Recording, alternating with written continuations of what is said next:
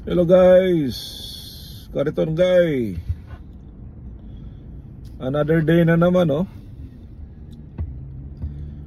So may buntag, may hapon, may gabi,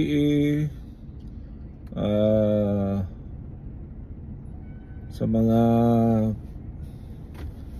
kaibigan, no? Ay kahit yung mga kontra natin. Okay. So it's another day. Hindi tayo titigil. We keep on fighting on what we have started, no? Hindi tayo nag-start, hindi tayo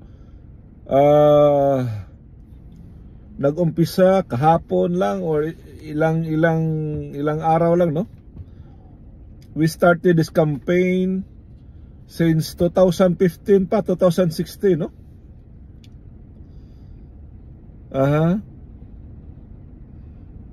At ang problema yan, guys, alam nyo, nakakaawa yung Pilipinas, eh.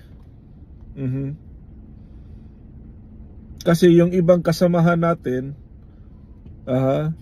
ma-frontline man or ma-back-end, nakita nyo,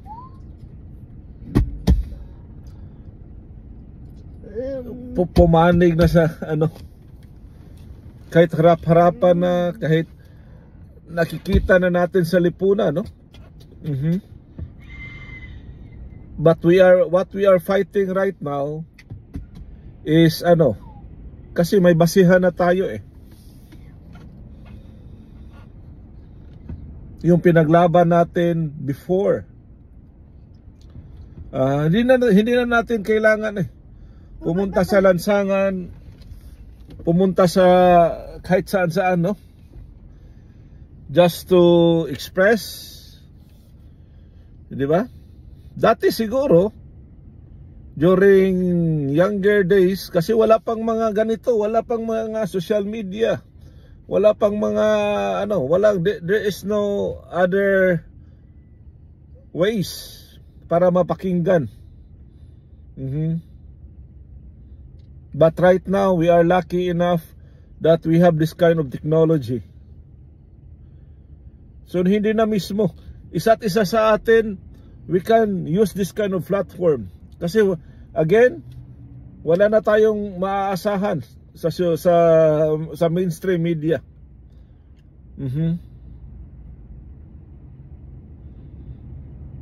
Ang kailangan natin, isa't isa sa atin, boses ng bawat Pilipino. Kung sino yung naniniwala pa na pwede pang mabago.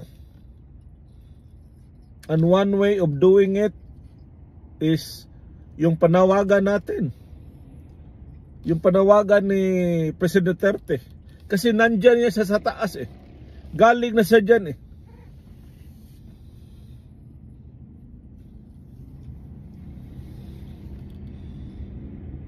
At katulad natin, sayang yung mga effort niya.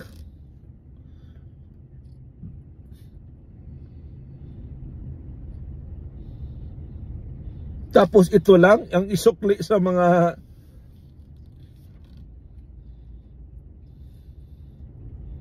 sinusuportaan natin na mga nandyan sa Congress, sinusuportaan natin na nandyan sa Senado.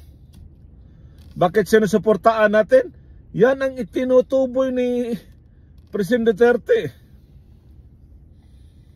Not because of him, nandyan kaya yung mga senador na yan? Not because of him, nandyan kaya yung mga congressman na yan? Mga mayors? Tingnan nyo ngayon, guys. Yung panawagan niya, wala. Yung iba, kung sa Bisaya pa, pabungol-bungol lang ba? Yung iba, ini-ignore lang nila. Yung iba, yun, kumukontra. Yung iba is palusot. Di ba? Ang hiling lang naman natin is ano? Open books. Tingnan natin. 'Di ba? Kailangan natin ng liquidation. That is why we have to address this. We have to address this sa COA. Sila yung may, 'di ba? Duty nila yan eh. As empleyado natin. 'Di ba? Kasi nga, they are workers of the government. And because of our taxes, lahat-lahat nandyan sila. Hindi yung mga undersecretary, mga sekretary nandyan sila because of sa ating buwis. Simpleng hiling lang. No? Bakit tahimik yan sila? Bakit yung iba, kung sa Bisaya pabungol-bungol lang? Or ini-ignore lang nila? Bakit? How can you liquidate?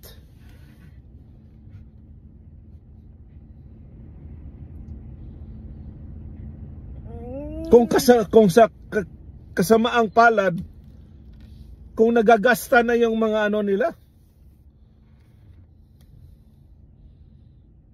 paano mo mag-liquidate? Kung nagagasta na yung binigay na budget sila sa kanila, hindi budget for themselves. Budget sana sa kanilang mga constituents. Budget sana sa mga taong bumuboto sa kanila. Budget sa kanilang lalawigan. Kaya siguro, no? Tahimik ang mga taong ito. Kaya siguro, mga... Di ba? Wala man tayong narinig. Bakit? Inuuna nila yung sarili nila. Inuuna nila yung bulsa. O baka na-invest na nila kung saan-saan. O baka ipagpatayo na nila. I'm not accusing them. But the burden of proof is tingnan natin. Kung sinasabi natin, sinasabi ni President Duterte, it's not coming from me, from anyone, no? Coming from mismo sa nagtaguyod sa kanila, si President Duterte. Sana naman makonsensya itong mga senador natin. Kung totoo, no? Sana makonsensya itong mga kongresista natin. Tanong lang ng bayan, how much is enough for them? Nasa pwesto na sila, how much? Kung totoong mga aligasyon yan. So yun nga, the burden of proof sa kanila na, no? Paano nila maipaliwanag?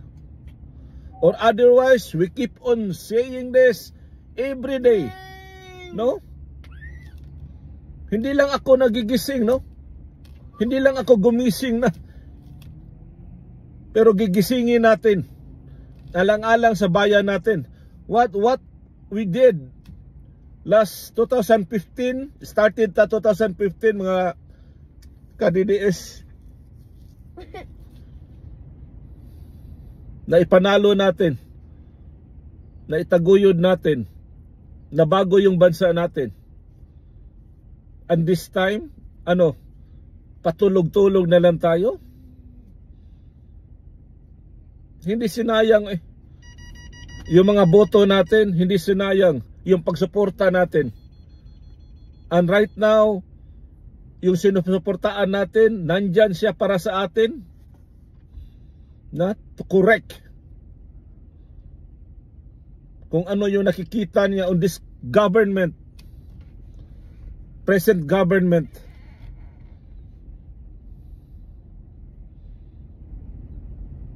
Huwag kang puro reklamo kung wala kang ginagawa.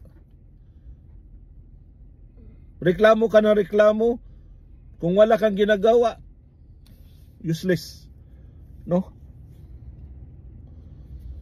Simulan natin sa ating sarili, sa isa't isa. Meron na tayong basihan eh, diba? Buti na lang nakaupo siya, nauna siyang naupo. At least yun ang ano natin, reference point. Sa ngayon maraming anomalya, left and right, mapa-left diba? Tahimik, and they are attacking.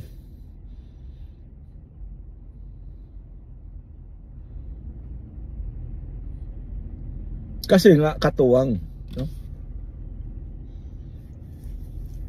They have different, masasabi nating, direction or point of view, but they have their own vested interest.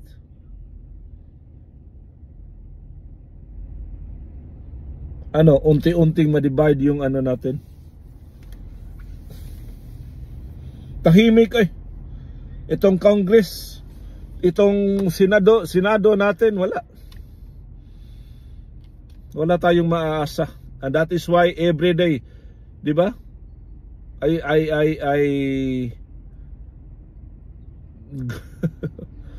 That is why if I only have time, gisingin natin. Di ba? This fight is different fight.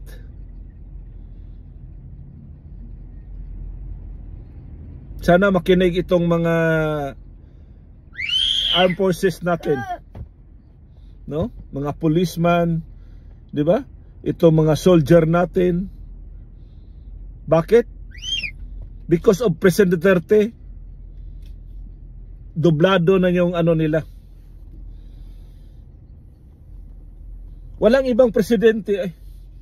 May malasakit itong sa mga military. Bakit kailangan ginagawa niya ni President Duterte? At least man lang, kung gagawa silang masama, mag-iisip sila. Kasi doble na lang yung ano nila eh. Doble na lang yung sahod nila. At least man lang, may mga ano pa rin sila. Kung gagawa man sila ng masama, at least na lang isip-isipin nila na, uy, doble na yung sweldo ko. Sayang naman. Walang ibang presidente yung nakagawa niyan. President Duterte lang. At sana, no, ito mga armed forces natin, kung hindi kaya ng government agency, kung sino man ang nag-handle niyan, especially the COA, isip-isipin natin.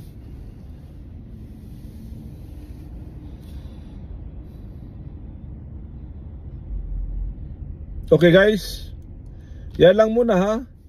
And